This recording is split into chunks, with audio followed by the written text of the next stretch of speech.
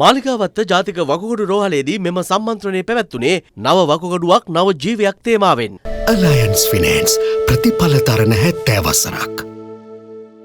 දියවැඩියා රෝගය වකුගඩු රෝගීන් වැඩිවීමට ප්‍රබල හේතුවක් බවයි මෙහිදී වෛද්‍යවරුන් පෙන්වා දුන්නේ.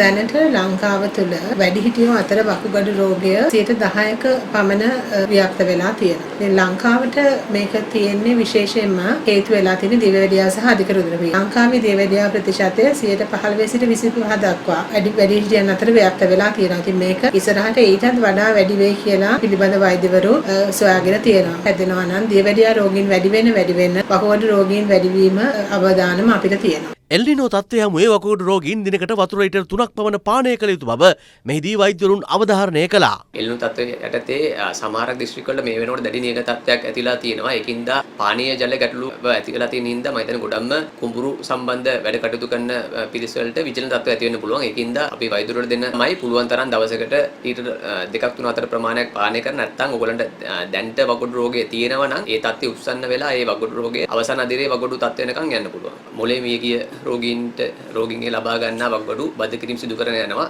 ඒක අපේ ලංකා පුරා බොහොම දිවෙන පුරා විසලා තියෙන ප්‍රධාන රෝහල් වල අපි මේ සරණ සාර්ථක කරන් යනවා. ඔබට වකුගඩුව බද්ධ කරන්න අවශ්‍ය නම් අපේ රෝහල් වලට ඇවිල්ලා ඒ සියලුම පරීක්ෂණ සහ ඉතුරු ශල්‍ය කර්ම නොමිලේම සිදු කරගන්න පුළුවන්.